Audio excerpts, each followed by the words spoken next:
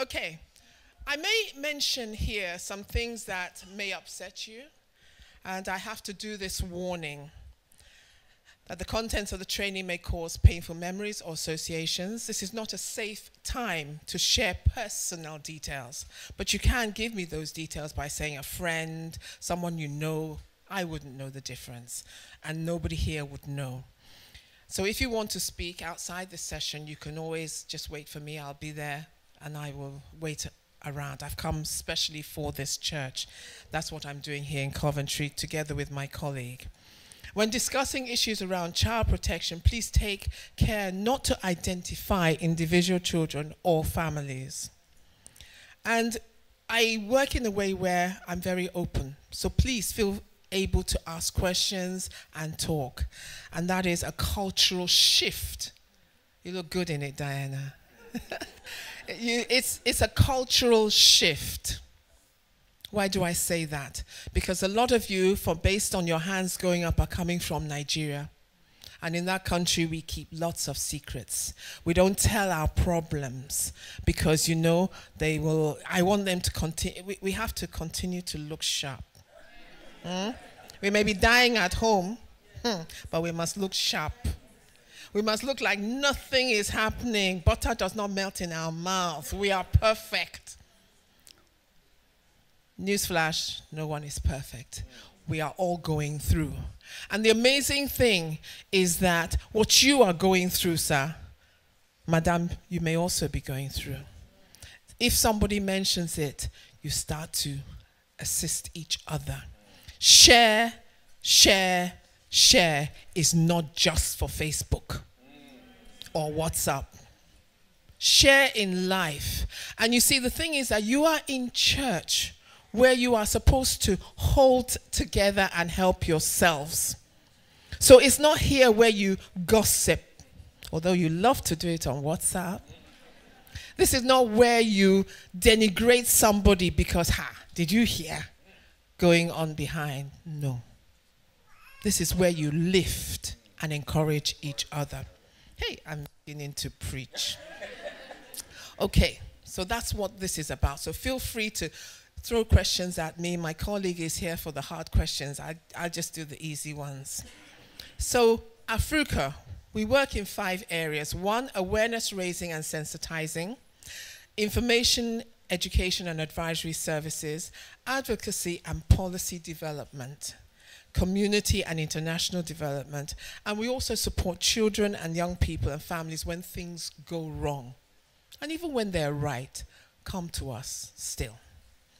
Now, I say to people, please, if you are not sitting at the table, you cannot make a change in this country. Many of you have been here a long time, like myself. Many of you are just arriving, and you think, we're only here for about 2 years. Hey, you know, we just check in and then check out when things get better somewhere yonder. My father said that. Back in the 60s, oh yeah, okay, calculate it. You'll look at how old I am. Back in the 60s, when he came to this, he came in the 50s actually, into this country. And when he came, it was with every intention to study, get a better life, and go back. Some of his friends went back in the 70s. They soon came back in the 80s. You heard that time when there was oil and things went crash and then came back? He never left. And in my house, there were 4 trunk boxes. Do you remember those old trunk boxes? Yes, or they were silver with studs. I and 2 other children could have fitted inside there. Okay? And it was to put all our best things and cart them back to Nigeria. Those boxes never saw Nigeria. Yeah? Although we lived in Nigeria. As in his house. The path here, over there somewhere was UK. Over here was Nigeria. When you cross the path. So my father never went back. And so many of you may never go back. That may be intentional, that may be by design, that may be by lack of opportunity, whatever it is, but you're making your lives here. And the one thing, or several one things you must do, is to understand this place. I don't say become of it, or lose your language, or lose your food, or lose what you wear, because those are the things you brought with you. What I want you to change or reconsider is how you think. Here, right here. That's where the change should take place. Because it is there that you either win or lose in this country. And then I want you to do what it says in the Bible, and that is speak, ask, talk. Because if you ask for something, you're likely to get it. If you ask for it in the appropriate way, you're likely to get it. When I ask for something, I usually get it. Because in this country, I've understood how to use the language of tone and the correct words. And I will look at that with you in a moment. It's a very subtle thing. It's like, for example, when we talk about beating children, you all know about that. As soon as your child gets up, as soon as your child gets up, as soon as your child misbehaves, what does your mother say to you? What do you normally say? Someone shout it out to me. All that sentence. All that sentence. Your child is bad and you say spare the rod and spot. No, what do you say to the child? Thank you. And your hand is slapping. You say, I go beat you. Thank you. Thank you. Your pastor hasn't given me much time, oh, please. So, I go beat you. In this country, to beat someone is quite severe. Do you know what that word means? That means it's like, I'm going to take you and pound you. Like a boxer will beat his opponent. He beats him. That's what they would normally say. So I want you to give me, just to show you something, different descriptions for rain. Rain. The word rain in this country. Come on. Somebody said shower. Thank you. Torrent. Thank you. Thank you. All of you on the severe end, come, softer words. Drizzle. Shower. Spitting. Abi? But at the end of downpour. But at the end, all na rain. That's how we would say it back home. All na rain. Whether in the shower, they pour, na rain. So too, when you come with your word, I'm going to beat you. They usually say, you're going to beat the child? What did they do? Isn't that the normal reaction? Because it's a kind of shock. I mean, the plate broke, the plate broke. Why would you beat the child? Isn't that a talking matter as opposed to a beating matter? And then if you're going to beat it, it does seem severe. So let me tell you, for some of you whose children are just arriving, that's the language they know. Beat, hard, harsh. Whereas what you should be saying is, I'm going to smack you, because you're not actually going to beat them in such a way that it's going to damage them. Am I right? Yeah. You're just going to smack, just to remind them not to be careless. But even then, the punishment must equal the crime. So these are the reasons, this is one of the reasons why you may find yourself in a situation where the authorities are knocking at your door and saying that they're going to take your child away. And sometimes when they do take one child, if you have a few more at home, they might take them all. Why would they take them all? Because if you beat one, you may beat them all. And if you're not doing that, then the question will be, why is this child favored in such a negative way? Am I right? Okay.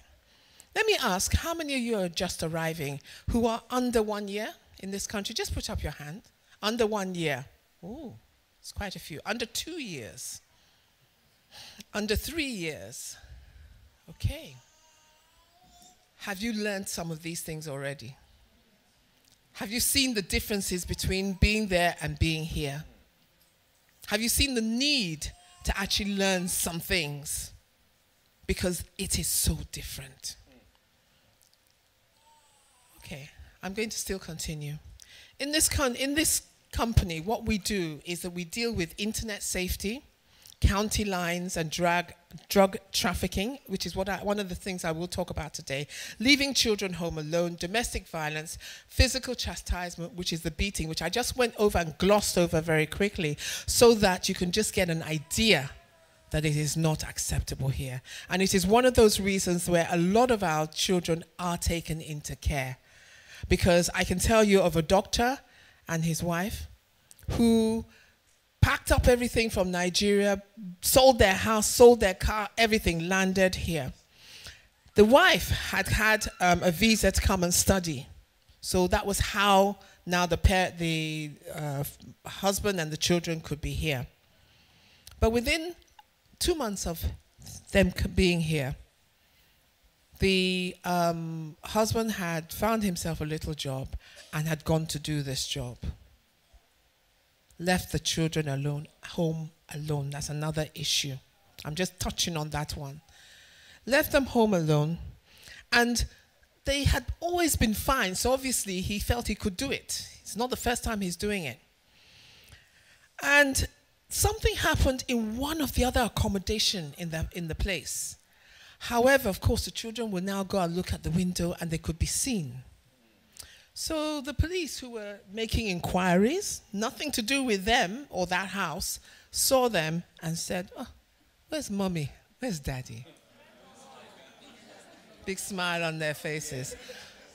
Nowhere to be seen. Open the door, carry all children to a foster care.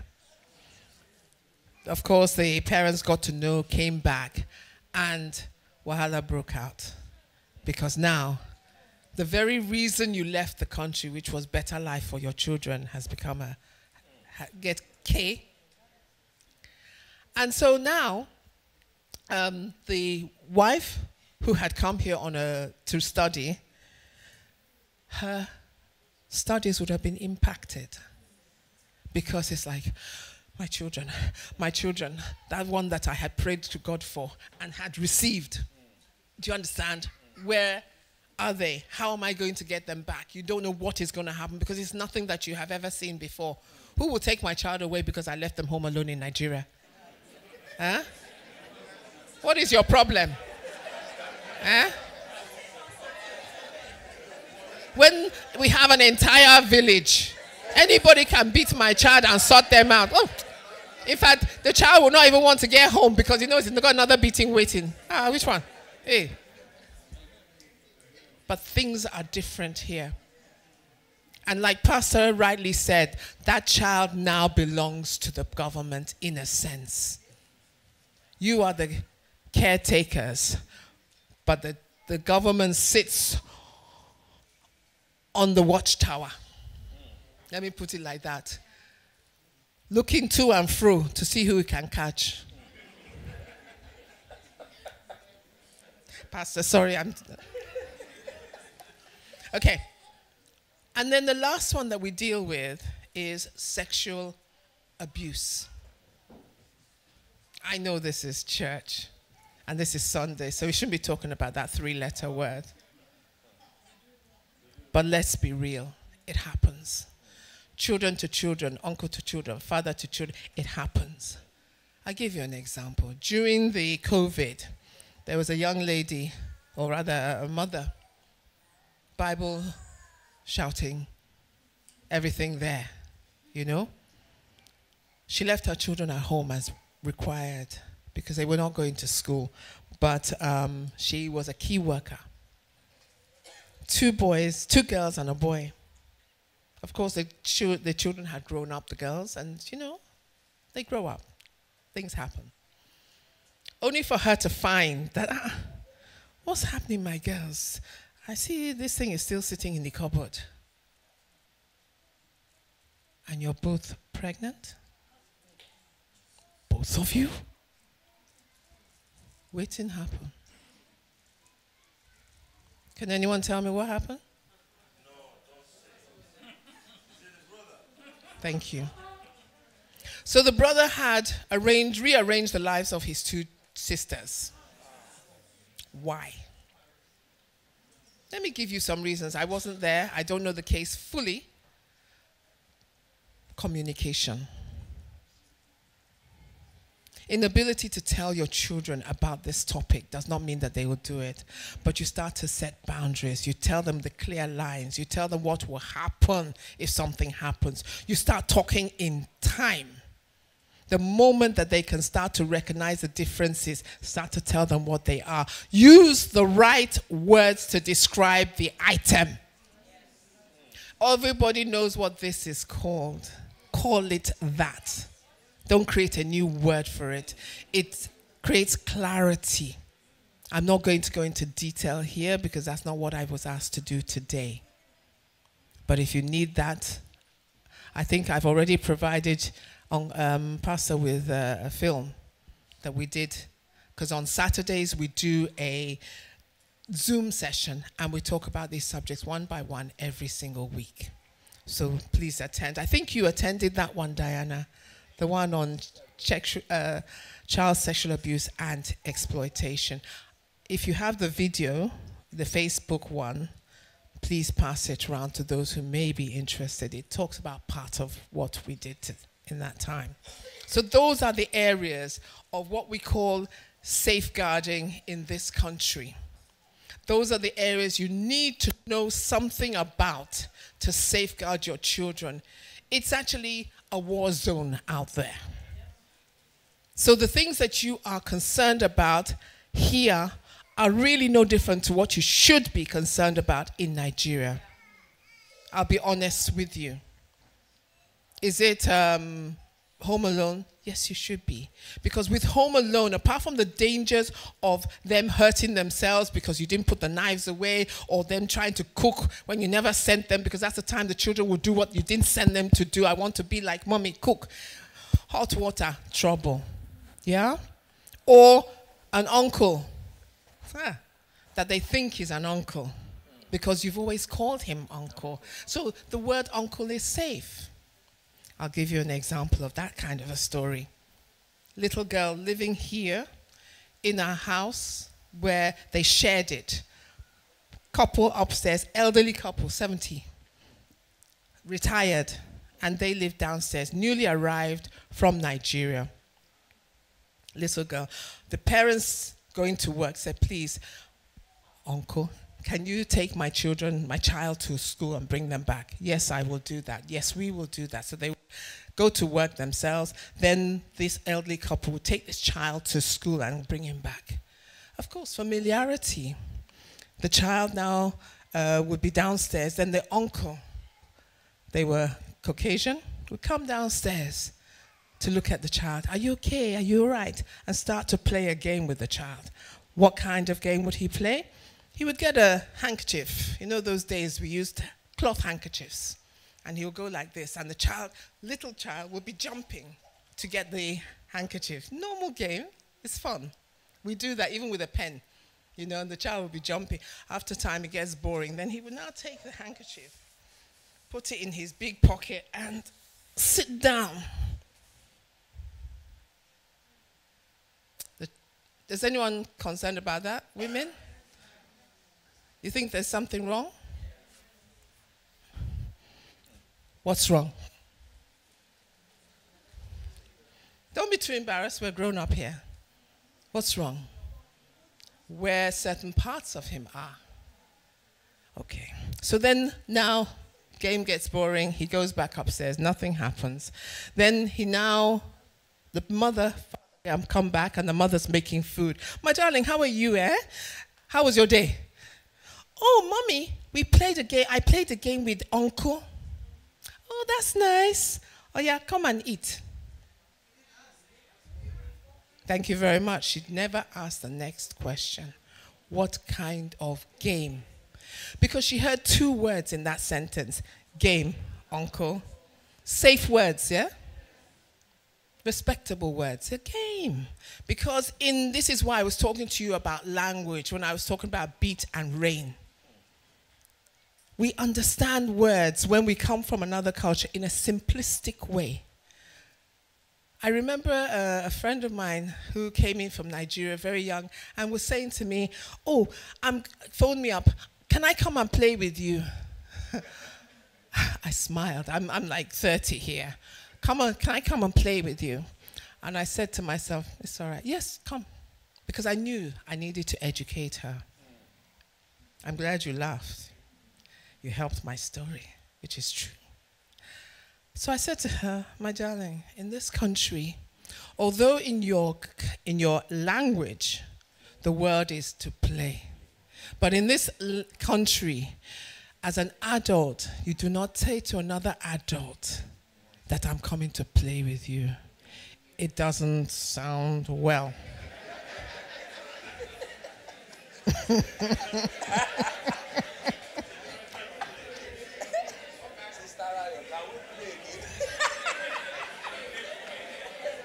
Okay. I haven't got much time. Your pastor, you're taking my time. Okay, so do you now just get what I'm talking about? Language. Language is so important, and tone. Tone is a different thing. We'll come to that, but language. So my previous example where you're saying, this one, where they English, well, where is she going with that? Do you see what I mean? Okay. So the mother should have asked the next question. So please, if you walk away with nothing today, always, when you're listening to your children, what did I say? Listen, communicate, share time. It's important here because things are happening. You must know your child so that you know when something changes in their life.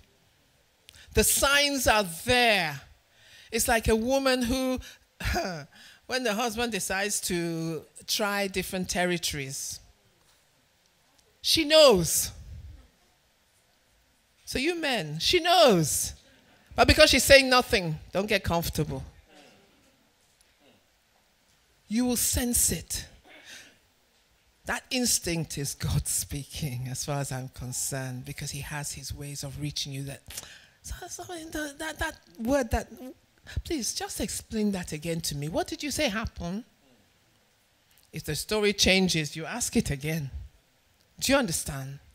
Do not be afraid to ask the question. My father would say to me, ask the stupid question.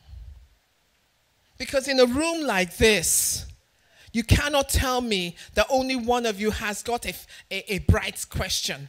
You'll find that 2, 3, 4 other people are having that in mind, but they're too scared to ask. But you know what? Ask the question anyway. Because when you ask it, you're no longer stupid. You now know. And you've also assisted so many other people to become enlightened. So don't be afraid of the question. Ask it. So here in the UK, if you abuse your child, they will be taken from you. They will not play with that. Sorry, I'm just moving my...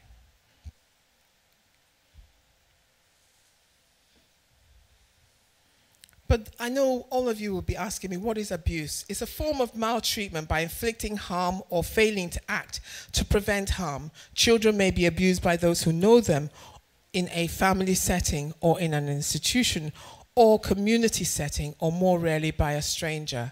I used to agree with that, but I don't agree with it anymore because the stranger has come inside our houses. Could somebody just tell me why or how the stranger has come into your home? Thank you very much. Social medias, phones, things that we have given to our children have now made it easy for them to be accessed. And it is this very access that I'm now going to concentrate a little bit more on. And that is internet safety. it is regarded as a safeguarding issue because of the fact of what it can be used for. So, is there any age limit to a child going onto the internet? The first question I want to ask is, what age limits do you give your child access to a phone or device to be alone with? A mobile phone. That's a good question. Yeah. That's a good question. Can somebody answer that for me? Does anybody know? Does anybody know? To be honest with you, there's no limit. There's no age limit to a child actually accessing the internet. And this is done from almost 2. When you throw a plaything into their hand that is connected to the internet, ma'am?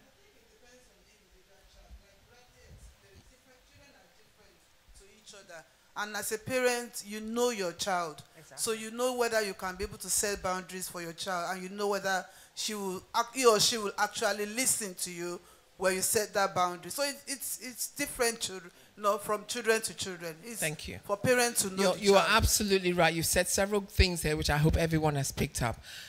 Know your child. To know your child, you must spend time with them because you know what they're capable of. You know their maturity. You know their needs.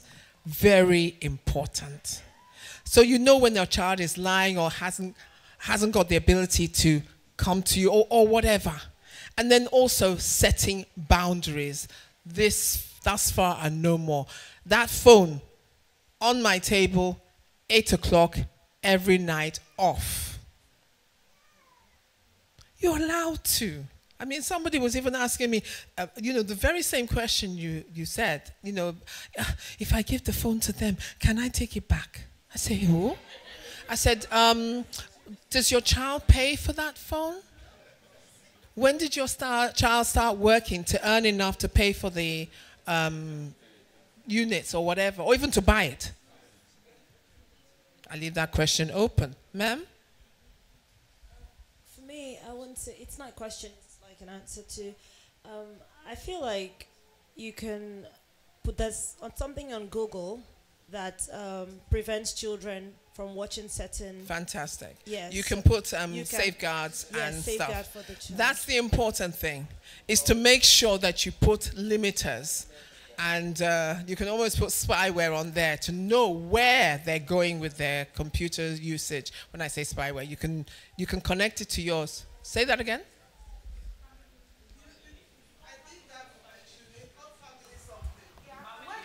When it gets to a certain, it still falls back to you knowing your child. Yes. But you see, because I know that a lot of them are now becoming good at hacking and removing. They will take it off. They know things you don't know. Forget, those children knows. You have to keep abreast of your child. You just have to be a step ahead of them every time. But at the same time, even where it stays on your phone, it doesn't stop them from using their friends. However, and this is where I'm saying, the important thing is building character in your children. Because they know what is right and what is wrong. Do you understand? You will safeguard as far as you can, but they will do things that you still don't want. So it's dependent on you. You know, there's a saying that says, train up a child. There are things that my parents taught me back then. And sometimes I say to people, you know what? If I am bad, it is not because my parents didn't train me. I am bad because I choose to be bad. Yeah? But I know what to do.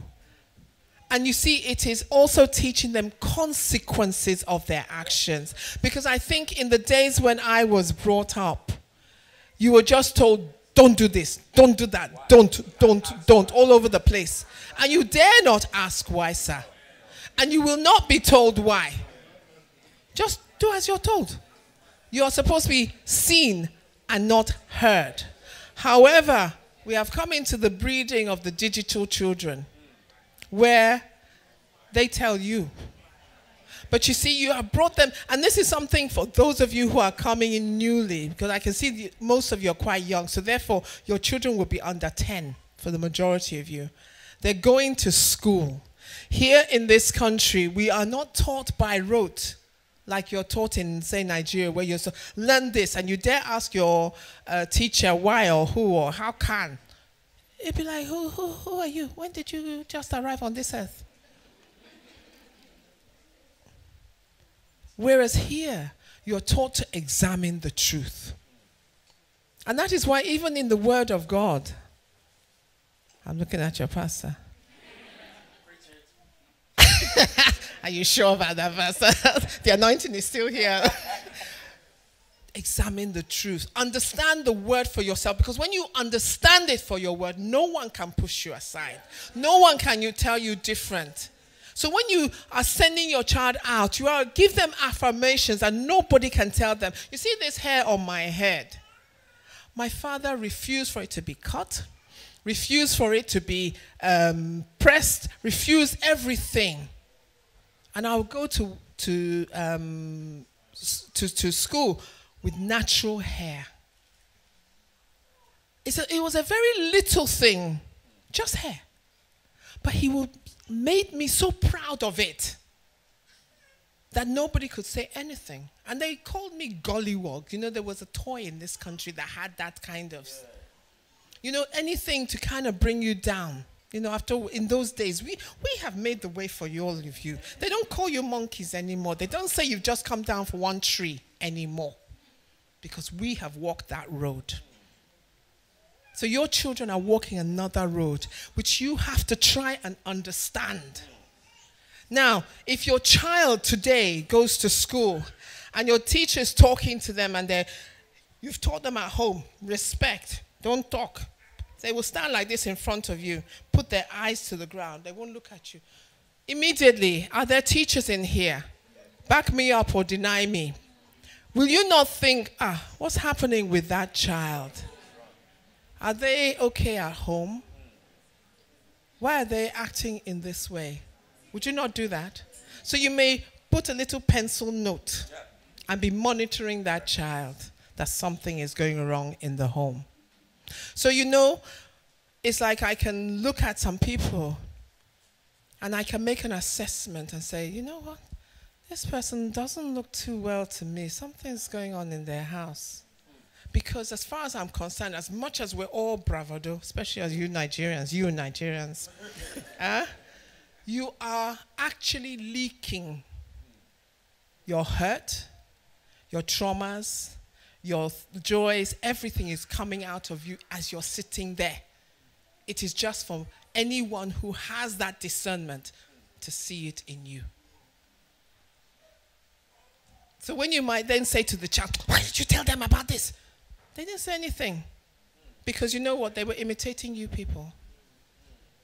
If that's the right thing. You know, all of you, each of you, your children will imitate you. It does not fall far from the tree. Finish the sentence. Yeah? So I'm being very practical about this thing that I'm giving you. So they have easy access to mobile phones and internet these days. Many parents don't know IT and don't know that they don't know, or know that they don't know, but they will not ask the right questions.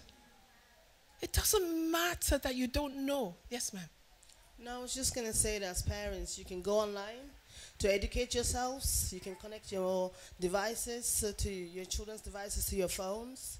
You can even call your Wi-Fi company to put a parental safeguard on your Wi-Fi. So whenever they're accessing internet in the home, they won't be able to get access to inappropriate information. And as parents, I would say, children, you take your kids to school basically from reception to year 6. Most children start going to school by themselves end of year 6 or it's year 7. So between those years, do they really need a phone? You take them to school, you pick them up, you leave them with responsible teachers and parents. So access to a phone at that age should be for safety reasons. If they're taking themselves to school and they're coming back, and they should be, like my children, for example, they have a phone, I make the PIN. The rule is, the day you change the PIN is the day you lose your phone. At 8 o'clock, you give me your phone. When I want to look through the phone, I know the PIN. The PIN has never changed, and it won't change till they're 18 and they can buy their own phone. So sometimes you just set those rules and you try to stick to it. And don't, like younger children, don't give them access to what they don't need. They need educational access to internet. And you can also do internet safety with your children by telling them what they can and cannot share and what people can say to them online and what that can lead to. Be open and honest with them and say, you have this phone, but it's for safety. But you can go on Snapchat and somebody can say this. You can be on Roblox, people can ask you for information, where you live. Don't share your location on Snapchat. Don't add every person you know on Facebook. My rule is you can have 2 social media and you have to pick the 2. So it's Snapchat and WhatsApp. Anything else is a no. Yeah, she can only have 2. So she chose Snapchat and WhatsApp. She can't have Instagram, no Facebook, that's it. No TikTok. So if you have 2, at least you know that there's 2 that you're monitoring. And if they're accessing from other areas, you've given them that internet safety to know when and what to report, because you're not everywhere at all times. Thank you. Thank you. You have a question? No question per se. To buttress to what she said about at what age, or to answer Pastor when he asked at what age kids are supposed to have phones, and for the benefit of those with younger kids. In our home is a rule that our kids are not allowed phones until literally the week they start secondary school, because we believe before then, what's the need? They don't need phones. So that's what we do, that when they're going to secondary school, we feel because of necessity, that's when they're allowed to have mobile phones. And then you give them a simple basic phone. Yep. Basic phone, something that others are not going to attack them for. Diana. That's right. Absolutely. Yeah. Yeah, this is a contribution. Can you stand up, please? Yeah, this is a contribution. In my house, I called my son, and I was like, I'm going to put parental control, things like that. He told me, Mommy, don't waste your time. These things, we know them, and we can get them off. Because you people, you're learning, they are also learning. They are teaching each other. Yes, that's what is happening out there. They are teaching themselves. You parents, you're teaching yourselves, they're also teaching themselves. So they have every information which even you people don't have. But we are getting some help, like Coventry Police, they are sending out information how to safeguard your children on social media. They will send emails, they will tell you, join this link, do this and do that. But because as Africans, we don't want to learn. You just pass that link, but it's helpful because new things come up every day, every minute, new things come up. Absolutely, thank you. Even the schools themselves, they send us emails, as parents, that let's go for this training, let's go for this, let's go for this. Because those new things that are coming up, it's not us who find out, but it's the government. They will find out what is going on, and they will try to help us. Yep. So as parents, we have to help ourselves by going for those trainings so that we know what is happening. Absolutely. And it's important as well that you understand the internet and you do read. You know, they used to say that if they want to hide something from us, oh, so you've heard. Just put it in a book or write it down. They won't look at it.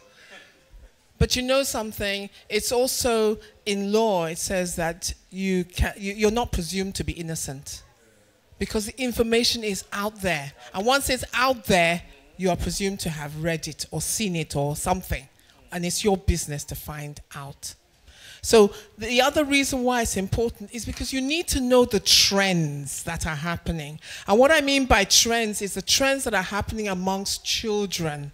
I'll just spend a moment on this because of the fact that there was a child that recently died. I think it was the Snapchat thing, actually, where I think the children were say that again, please. There was a challenge. Is it that was one of them, but there was the other one where they were the blackout challenge. Yeah, that was lethal because the boy ended up in hospital on a tube. Yeah? And now the parents now had to even go to the European Commission to try and, European Court, to try and stop his life support system being turned off. They lost at the end of the day, but it was such a worst thing that could happen to any parent. And like I say to a lot of parents, the loudest noise that you can hear in your own house when you have a child or children there is what? Silence. So your ear is always listening out for your children, because they may try things. They may also alert you, because apparently that young man had said to his mom, you know what, I can black out and come back. And she just, no second question, like follow up. What do you mean by that?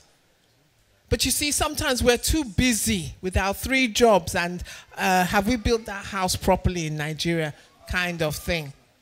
No, but seriously, did you want to say something?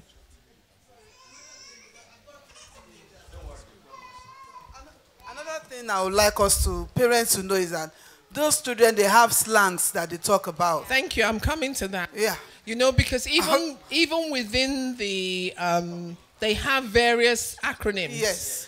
And you must learn those Learn, acronyms. yes. Sit with them. Yes. I sit with my children. I watch whatever they watch. I just like creep in and just make it comfortable for them. Give them popcorn.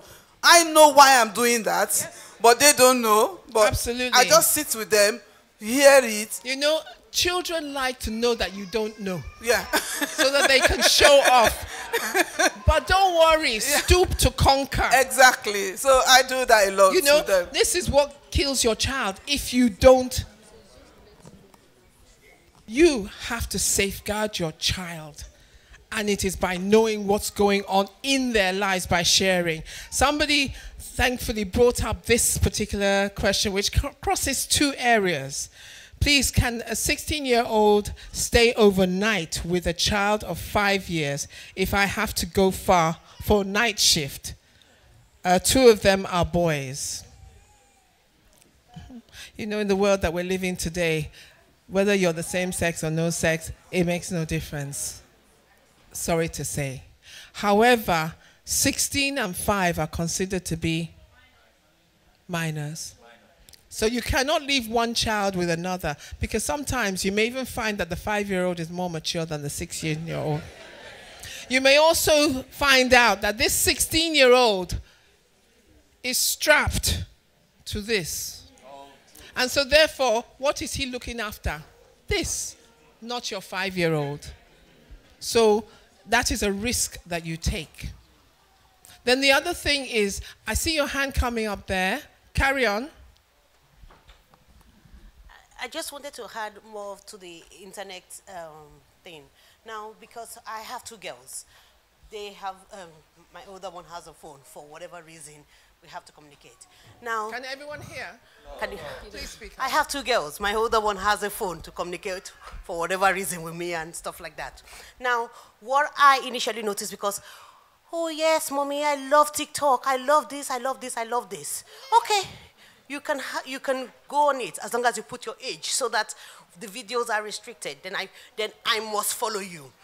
Then once you pick the phone and they're a bit, why are you picking my phone? Because randomly I pick your phone. And then 2, 3 accounts that I'm not following is also on your TikTok. Then what are you doing? You know, you try everything to kind of restrict. But I found what works for me is, I actually had to go to my internet provider, which is Sky, and lock it from there. So when you go into my house, everything you can see is for everybody. Once I go into my house, I can't go on WhatsApp. You can't do social media, you can't do anything. When I step out of my house with my mobile internet, I can do all this. Because that is it sometimes, especially when you have very smart kids, you just think, oh yes, I have locked it, they can't do anything. And 2 weeks later, there's another profile somewhere. And you know, I sometimes think that with some of these things, we have to give our children the why. Yes. And the why is the total impact of whatever they are doing that you have said don't do. So, because There's a limit to where they can see. Yeah. And you have got to take them to the next limit to explain So there's the internet, impact. but I've locked it so that all you do is what everybody can see, Yeah. what is normal for everybody. And when then you get it's a case of building trust Yes. as well. And it's them you saying, I want to be able to trust you. You get me, sir? That thing that our sister was speaking about, it's actually on most of the providers. And on Sky, it's called Shield. It's called Sky Shield. And it's a very good feature. If you activate that in your home, what that means is that there are some websites that you will not be able to, to watch. Can I just also say that, Pastor, thank you so much for this wonderful opportunity. I'm really, I'm getting blessed by this. One thing I've realized is that nobody actually will be able to teach us the way we ought to be taught as Africans, apart from an African person as well. Can we just give her a round of applause? Because I've been in meetings like this, being taught by people of another race. And the thing they teach us is not really applicable to us if you really look at it. But the way she's going about this thing is really amazing. And she said something earlier on that really touched me deeply. And if we are not taking anything away from it, let's take this. She said to us, teach your children. Because like Sister Diana said earlier on, if you think you are smarter than them, think again. They know about this computer more than you. I'm beginning to find that out now. But if you manage to teach them properly, teach them in the Word of God, teach them about the consequences of action, because that's what we don't do. If you manage to teach them in that, like she has said, no matter where they are, whether they are connected to their friend's internet or they are connected to your internet at home, they will know the repercussion of the things that they're doing. A child took the parents to social service, not because the parents has done anything wrong, but because she thought they are just too strict. But what she never understood was the fact that there's a danger to the life of a child that goes into the system as well. So teaching them consequences of things is extremely important as well. Thank you very much for that. Thank you. What I want to pick out from what you've said that led me to think about this thing that where you're saying to your children, yes, you can go and do sleepover. Has any of your children asked you to do that yet? And what has been your reaction? Thank you. The answer is no today, tomorrow, and forever. And maybe only on when you get married. But that, when they get to a certain age. yes. You know something, Madam? I hear your arguments. Everything I say, you've got an argument, and you're absolutely right. However, what I will say to you is that you control until you can't. Take control until you can't, and not in a negative way. The control I'm saying is control yourself. Do you understand? Know what is right, because your children are imitating you. If you are careless, your children will emulate that, because that's what they know and they think is right. But finishing the point about not sending your children to sleepover, the reasons are, and let me tell you the reasons, in that, one, you don't know who's in that house. You have no control. Who comes in, who comes out. Even the parents that you say you trust, you don't know. Even the husband you're living with, you don't know. And what sometimes makes things worse is mothers who have now got new partners, and now you're bringing them into your home, is sometimes like putting the cat amongst the pigeons. That is, in fact, another discussion whatsoever. But like I said, I'm just touching on, and we will see where your pastor will take some of these topics, because they are more detailed than this. I'm trying to be respectful of time. Pastor, I think it's just half an hour left, yes? Half an hour, great. Man? Praise the Lord. If there's anything I've taken away from this, it's a very simple thing that you've just said.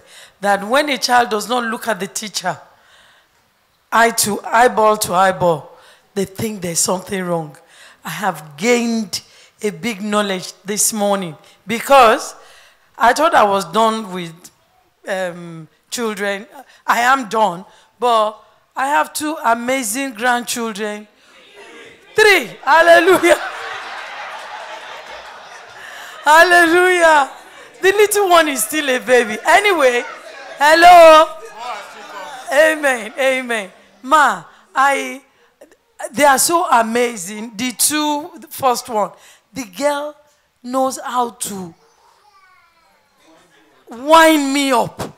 But now I found out that she's not winding me up. That's how the confidence this girl has. Stand eyeball to eyeball. Grandma, why are you doing this? And I am learning. Pastor has said it on the altar that if we bring them up the way we brought their mothers up, we don't know where the thing will carry us go. So I have learned a lot. So her standing up to me, she's still this size. And she would ask, I asked you a question. It's me she's talking to. But I know better now. I know better. The thing is that, yes, I met them. I know better now. In actual fact, you're wrong. You have more than 3. Amen. Amen. How many more babies in this Hallelujah. Claim them. Amen. Amen. Amen. So, but you're absolutely right. So this thing about nobody should allow their child to go and sleep over. I don't care what sex they are. No, they cannot. Please don't do it. You can only control what is in your house. Ma'am, you wanted to say something. Excuse me. Here and then the gentleman. Oh, okay. And then Thank you so much. Been here not too long ago, but back in Nigeria, I run a kiddies game show. And I did that for about 4 years. So my concentration was on children. And I just wanted to add some things from, I have a daughter, by the way, but she's in Nigeria at the moment. She's just 1 year, 6 months. So growing up, I was never taught certain things. And I just wanted to buttress our points. Some of the things, working with children closely for about 5 years and even more in Nigeria, taught me that some of these children, the reasons why they want to go over to someone's place to spend the night is because the parents don't speak the language that they speak. And it starts with cartoons. So I immersed myself in cartoons. I can sing SpongeBob, Cocomelon songs. Okay. You know, I'm so close to those kind of things that they like to watch and hear. Because when they go over to their friend's place, I realize that is one of the things that attracts them. And I wish my own parents did that to me. For example, when I started menstruating, I didn't even know. I just saw the blood and my mom could not even explain to me, you know, so I was just fidgeting. I could remember how I was crying in class that day because I thought it was going to stop. And it was in my biology class that I got to know what menstrual period and, you know, flow means. So I feel it's not just about restricting children from having the phones, the tabs, because they would always hear these things from their friends at school. Some of their friends have unlimited access to these things. They even bring it to school. I've been to a school where 8-year-old girls were sitting together and talking about their boyfriends. And I intervened, you know. So they want people that can speak this language. They want people that can sing cartoon songs to them, watch cartoons with them, tell them, have you seen... I get it, yeah. I get it. Thank you so much. All right, now... Wait, just one moment, ma'am. There was a gentleman over there first, then you, sir, if you don't mind. Yeah, I quickly want to chip in something. I think for me, for our kids, for me, I told I gave my first daughter, which is 13 years, a phone because she goes to school on her own. Yeah. The other one is 10. My boy is 7. I told them you can't have a phone. Once the moment you are in year 7, you get a phone because I can monitor your movements from school to the house. Then, there is something the devil.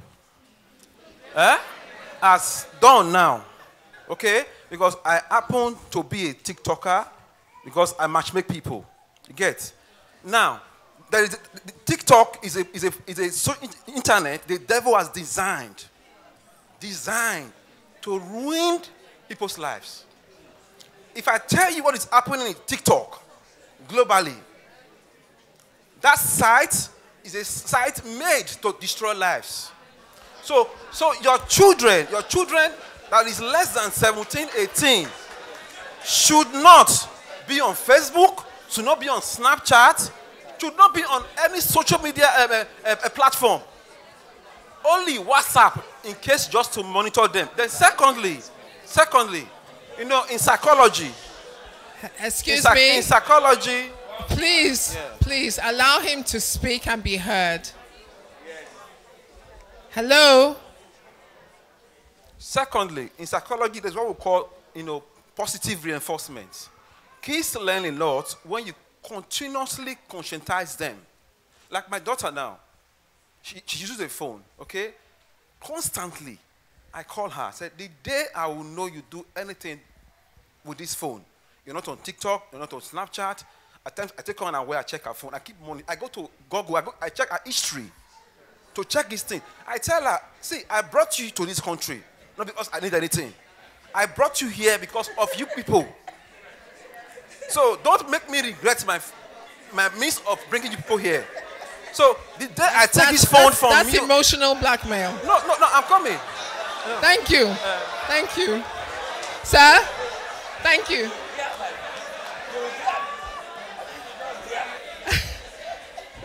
Ladies and gentlemen, your pastor has only given me half an hour. Please. Good morning, church. Good morning. Good morning. And thanks for this initiative, Pastor. It's really good. I'm going to come from another perspective. Altogether. Please do. Please do. I have one thing that worries me. Yeah. I know the way I grew up.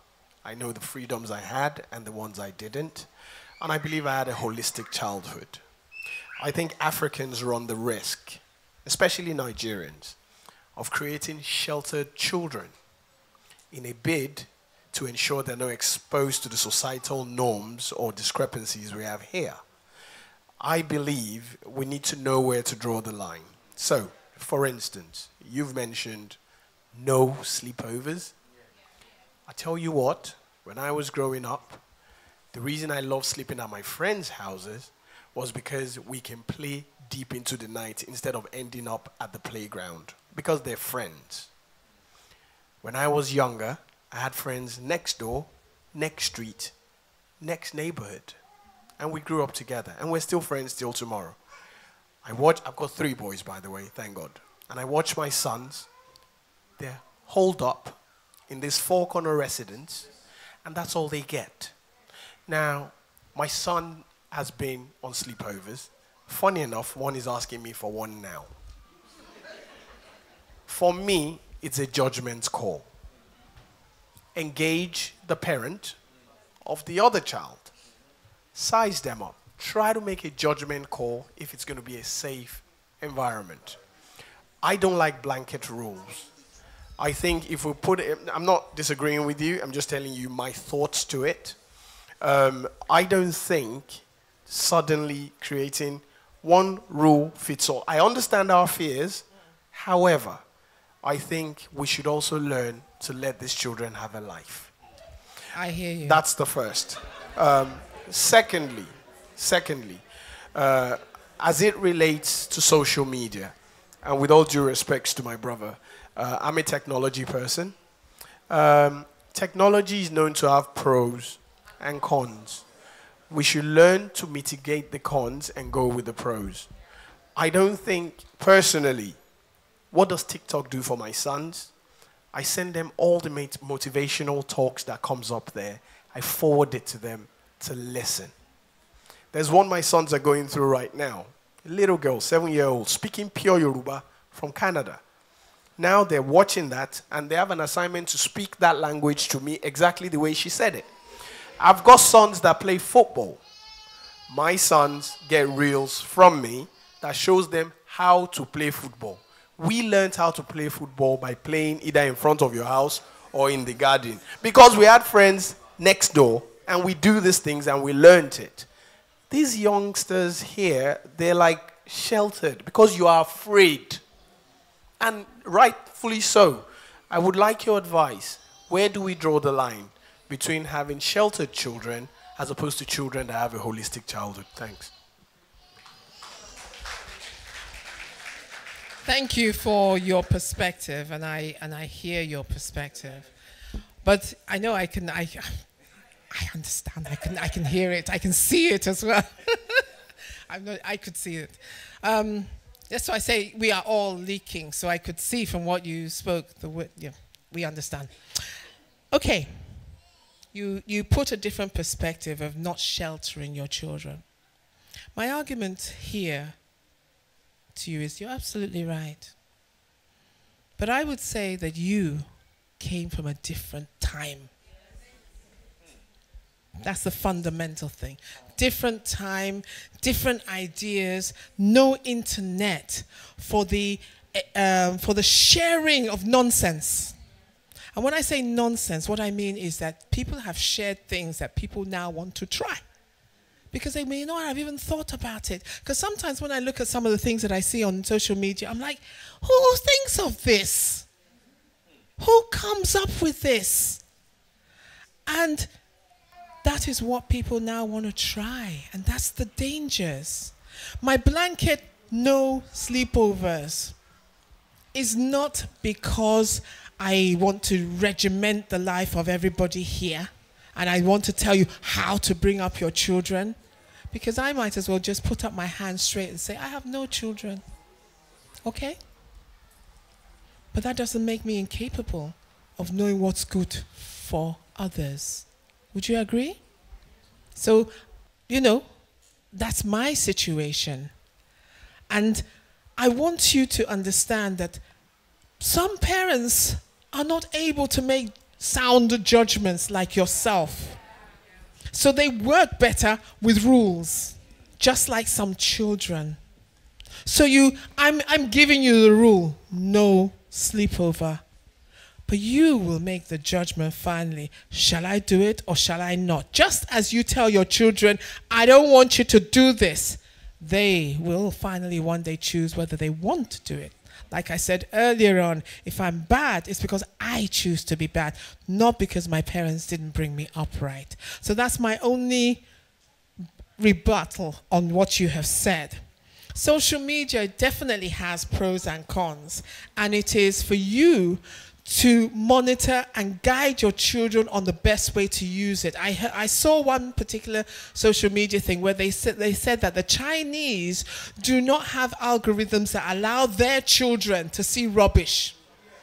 They leave the rubbish to come floating into the US and to Nigeria and to all those other places. That's why they have a different set of mind. So if you have built the character into your children, they're not going to look at rubbish. They'll even be bringing it to you and say, Daddy, look at this nonsense. Mommy, look at this. Okay? So that's the only thing. Pastor, I have so many questions here waiting. I don't even know what to do. But there's a lady there. Please ask. All right, thank you, Ma. Just, I'll treat these questions. Thank you, Ma. Just in when Chief spoke, just in response to what Chief said, and it will just be a quick one. In medicine, I'm just saying this because I'm a doctor, there is a word we use which is you weigh risks and benefits. There are medications when you're giving it, they never say don't give this to a pregnant woman or don't give this to a breastfeeding woman. But the line is weigh the risk and the benefits.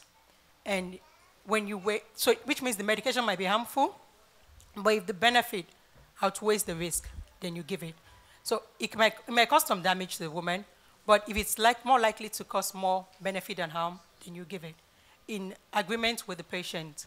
So I think in what you're saying, when you as an individual assess the risk of this, and you also assess the benefits of it to your child, I think it's an individualized decision. when you look at social media, when you look at sleepovers, if you think the benefit of it is going to outweigh the risk to your child, or if you think that the risk is going to outweigh the benefits, then you weigh it side by side and put it on a scale on which is better. And there is, I don't think it's something that can be a blanket cover, but when you weigh the risk and the benefits, you choose which is best for you and best for your family as well and your children. Thank you. We have some questions. I'll read them out, and my colleague is going to give some answers. At what age should children of different sexes share a room? And she'll come from the social worker's point of view. I would say if you can facilitate your children not to share a room at any point in time, that would be the best.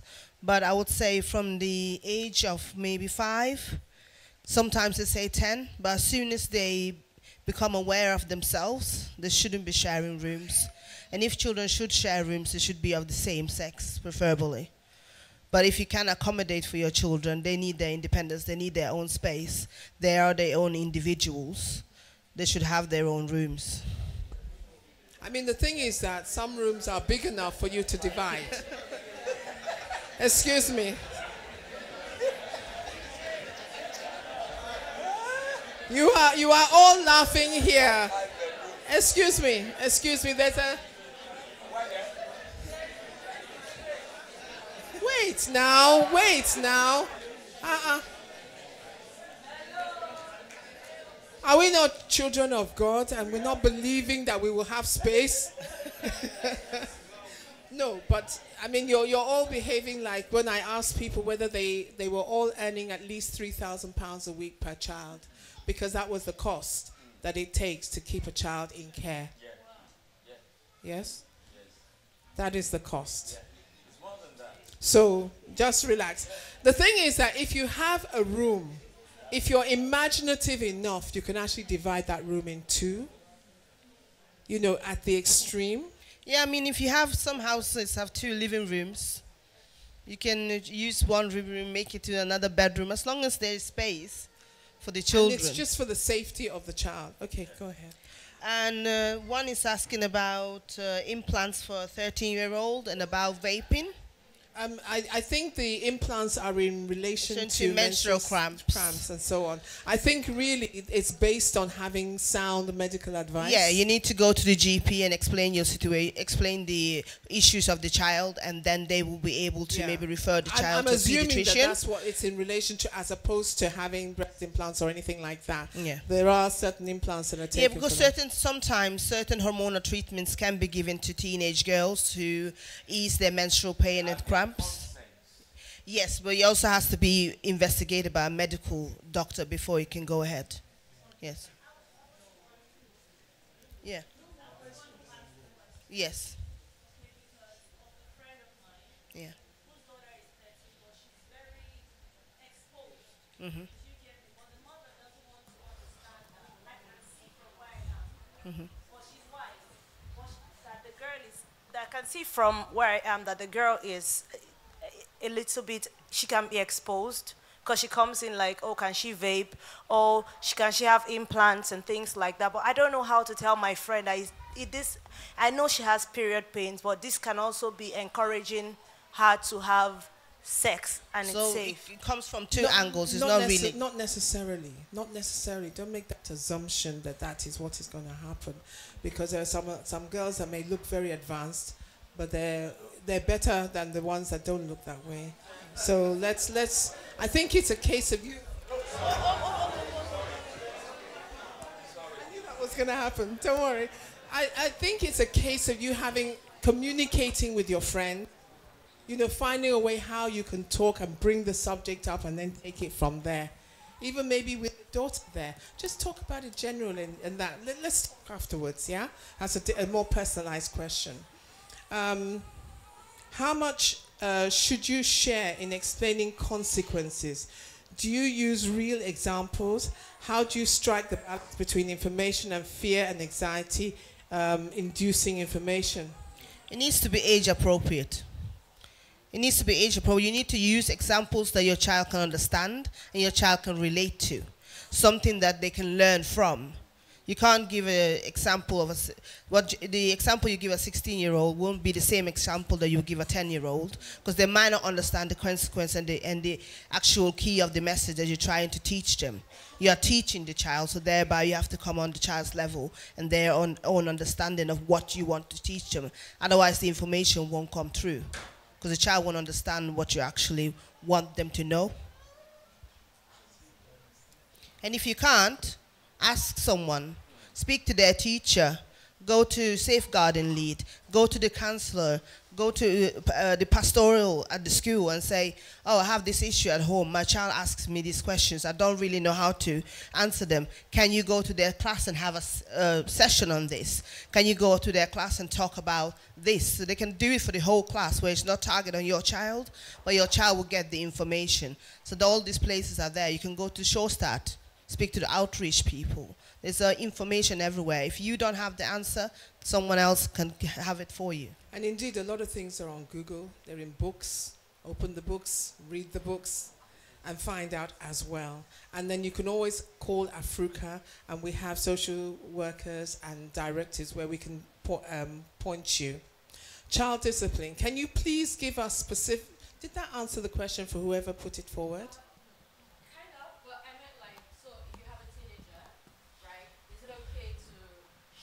News stories, for example. Absolutely. Okay. If there are news stories, they're already in the arena. Yeah, that's just what I wanted to know. They like, can't be avoided. Yeah. So you know something? To help them understand the why. I always say they're growing up. Yeah. They're not growing back into your womb. So talk to them with what's happening there, real life. This is not something you're having to pretend at. So tell them why this is happening. And then get their opinion. So it's not just one-way traffic like this. You know, it's like we just answered the question, and I was moving on to the next, and I thought, hold on, did whoever? I wasn't. Do you understand? Yeah. So that's what you will do. Okay. Did you understand that? Does that make sense to you? What do you think we should do? Do you think they're making the right decision concerning that matter? Okay. And then it becomes a communication. Because one of the things that we all lack is the ability to communicate with our children at the varying stages.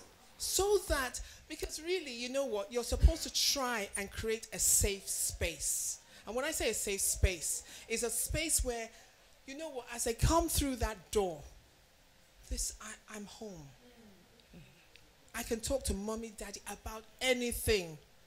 Do you understand? I mean, my home, although my father used to beat me, you wouldn't believe it now, would you? Was a safe space. If you heard myself and my dad talking, you'd think we were boyfriend and girlfriend, because I could talk about anything with him.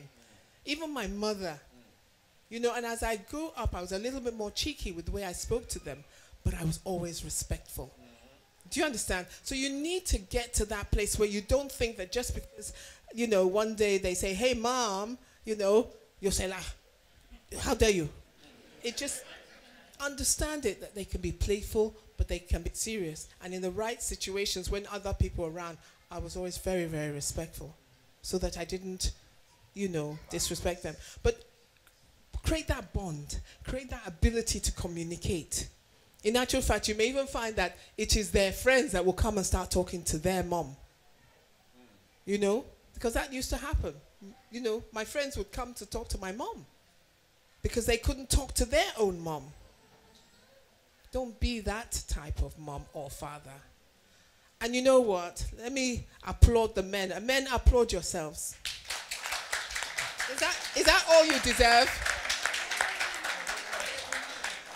Now, I'm not applauding you because I'm leaving out the women, because the women are in my heart. But I'm so glad that there's so many men here, because I cannot tell you how important and how necessary your existence in the life of your wife, your partners, whoever you're with. Because I haven't yet been to a church where a child was born by one woman, conceived and born by one woman. It's usually a dual action. Has anyone done it by themselves?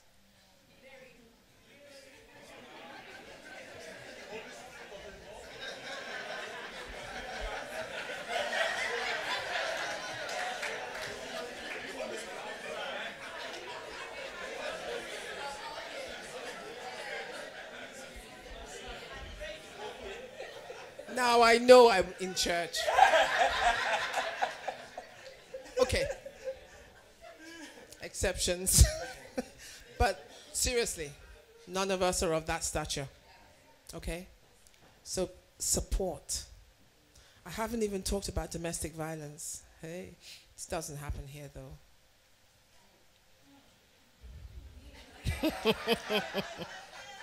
Okay, Pastor, serious subject. If you know the amount of domestic violence in a lot of churches, it's not funny. Not funny. I hope you're dealing with it. I'll be checking. Okay. Which apartment is suitable for a family of 6? Wow. So that social service will not frown at where they stay?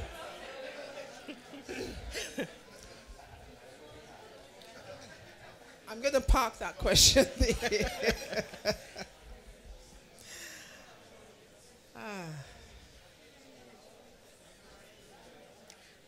Well,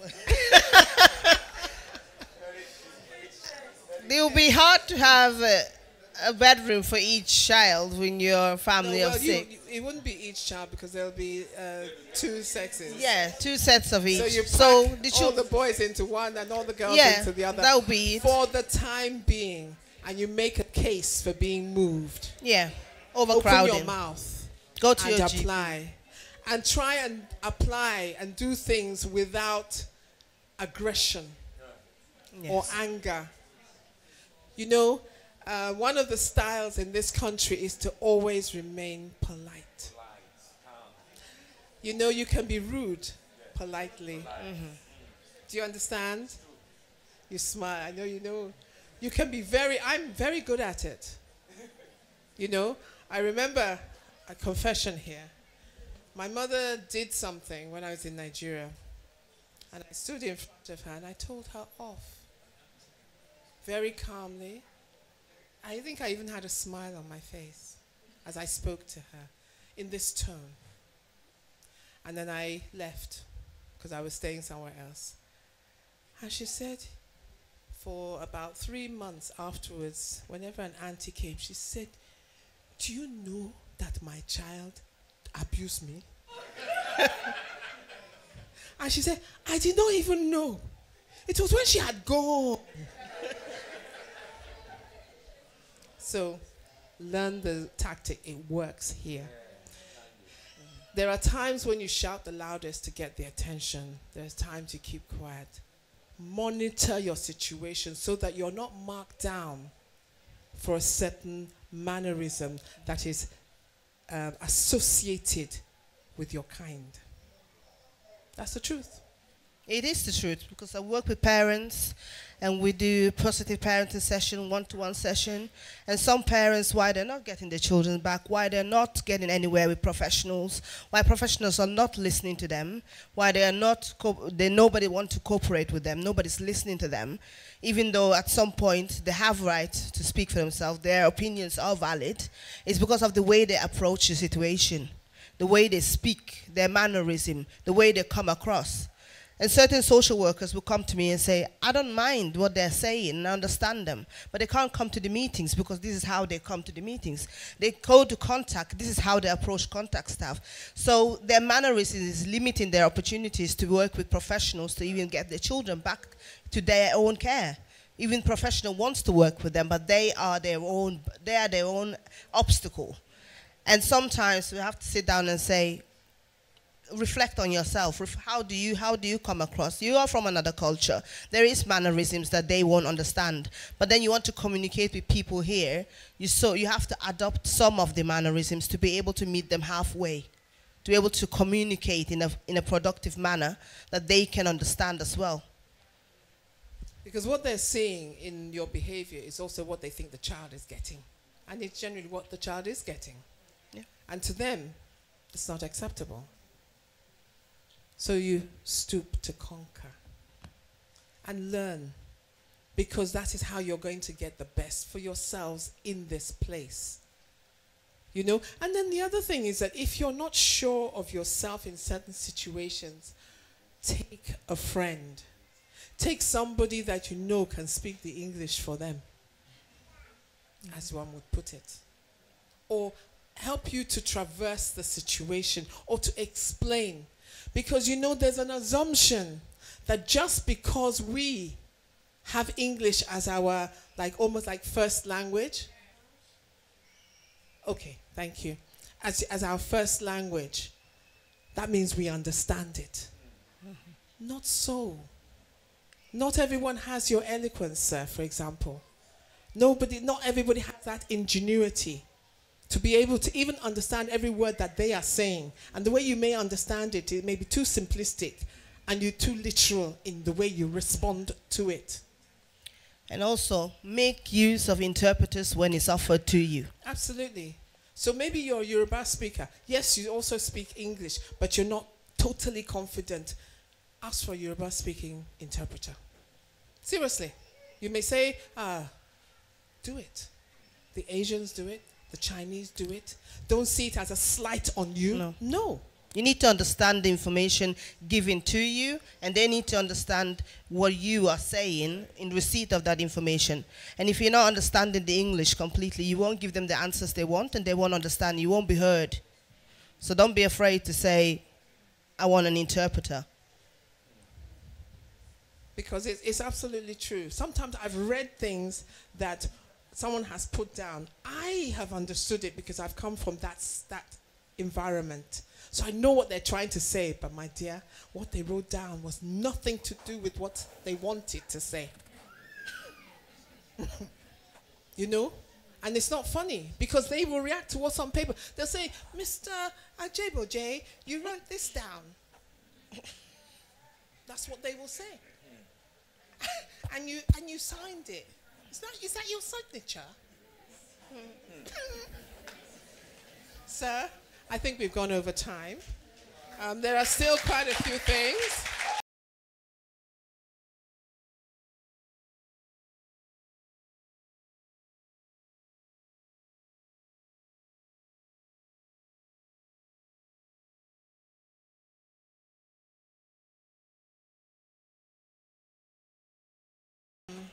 Pastor has been so kind to just give me another 2 minutes because there's something that I must mention. And that is for those of you who are having children who are at least the age of 6 and above, because those are the children that may have started going to school by themselves, coming home by themselves, and so on. And your children could be susceptible to something called county lines. County lines is where gangs influence your child, groom your child, to become drug traffickers. Yes. They can influence them with sweets. They can influence them by just giving them little jobs, little responsibility. And slowly, slowly, that child becomes a child that they start sending across the town, across the country, to actually sell drugs or just traffic things for them, giving them shoes, giving them money, giving them the things that they lack. This is why they target children where parents are absent. Children that they know lack things, lack guidance. Children that they know are home alone. They don't just pick anyone. They do choose who to target so that it's easier for them to continue to manipulate those children. And you come to an age where the child will be dependent on that money, on that lifestyle, on that what he's getting from that counter line, that you as a parent, your child will start going missing for days. Your child will be absent from school till they're going to school. They won't be going to school. They'll be going to Leeds. They'll be going to London. You won't know. You don't call school. And it happens all the time. So young people are offered food, money, expensive items to give them a taste of what they can get. Young people can be deceived into owing a debt. Sorry, can be deceived into owing a debt. For example, asking them to keep an expensive item which is then stolen so that the young person has debt to pay, which is a sort of debt bondage. So it's like, I can give your son, maybe, I call it a chicken shop thing, where they will go to a chicken shop, watch and see who's vulnerable. They see that this one doesn't buy chips and chicken like the rest of them. They now buy for everybody so as not to highlight this child, but it's this child that they want. When they now get it, you're like, yeah, man, thank you so much, yeah. And then suddenly, because I fed you, you're my friend. So the next time I'll say, you know, can you just take this letter for me down the road? And of course you'll do it. You'll do it because I bought you some food at some point. So you go, and I've already set up so that somebody will now jump on you, beat you up, take that envelope from you. You don't know what's inside it. So you come running back to me and say, oh, 3 of them, they beat me up, they took the, and you're like, oh yeah? They did what? Sorry. That was 5 knicker in there, 500,000 in there. You got to pay it, or 500 pounds, whatever. It's too much for that child. And of course, because I don't have a relationship with my parents, I can't go home and say, Mommy, see what happened. Your mom can't even give you £2 to buy chicken. It's 500 pounds she'll now pay. Who sent you that kind of message? Do you understand? So that's the beginning of that debt bondage. It's a debt bondage because it's not yours. They focus on, they're forced to take part in criminal activities to pay off this debt, which means that they may have to sleep with another person. They could be boy, girl, it doesn't matter. So they're sexually assaulted, physically assaulted, that kind of thing to keep them in check. They're forced to take part in violent activities, for example, to harm or kill someone who owes a debt to them. There was a time that if you stab me on my arm, you get 10 points. You stab me on my leg, it gets 15 points. You stab me in my stomach, it will get 50 points. So it's like a game. Sometimes they may even video them having sex or doing some strange something, and then use that as a blackmail. Blackmail against them. So you need to know your child, and so you need to be there to spot the signs. Regularly missing school, or not at home at the right time, often being found some distance from home, having lots of train tickets and buses. Where are you going? Don't listen to the stories. Check those out. Ask the next question. Owning several phones, which, the phones themselves, that's where they're getting the lines from, because they're basically different lines and they throw them away and get another one. Being used to explain, they're unable to explain extra cash that they're having that you didn't give them. I remember when we were little, if you had a pencil that was not yours, that your parents didn't give you, you return it this night or early tomorrow. Don't let me come back to this house to see that pencil here. But we don't do that now because we don't even know what our children have. We will tell them, oh, I'm not sure I can go into their room. Go into their room. Some of them are carrying knives, guns. They have these voodoo things that they now carry. I'm crazy. It's just crazy. They leave the home setting without any explanation. There was is it TikTok or something, or Snapchat? Within 18 minutes, a child borrowed money. 18 minutes through Snapchat. Their performance at school goes down. They're isolated from their peers. They may start self-harming because they're now confused about things. They become very secretive. There are so many signs. I'm rushing through. Right under your noses. Yeah. Just because parents don't... You're too busy to listen. You're too busy to take time out to speak to your children. You're too busy to have an open home where communication is freely. We're too busy looking for money and following our own dreams, the reasons that we are here. But as soon as you have children, they become the reasons why you're here, because they become the number one priority. So anything that you need to leave to be there for your children, you need to leave that. Because at the end of the day, someone else will take that space that you are leaving open to exploit your child. And it's wherever, we can't be everywhere, and we can't monitor everything. I'm a parent myself. And sadly, we just have to do our best, but we have to give ourselves that, we have to make it a priority. Like this Friday, something really sad happened. My daughter's friend got stabbed in the neck by another friend. They were just arguing over something, and that child carries a knife. Parent unknowingly, and over an argument, killed somebody else. Killed. So you need to know what your children are doing after school. That's just a moment after school. What they're taking away from home, who they're associating with, who their friends are. Those kind of things are very important, because who their friends are will tell you who they're hanging around with, where they're going, what their friends do, what they're interested in, will give you clues of what your child could get involved in. So avoid leaving your children alone without supervision.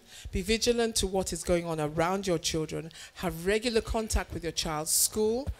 be part of their boards. I'm not sure I can take any more questions, but let me just finish and you can ask your pastor. Who are your child's friends? I remember in the days when we were growing up, they wanted to know right to the parents. Where do they come from? What does that father do? Those kind of questions.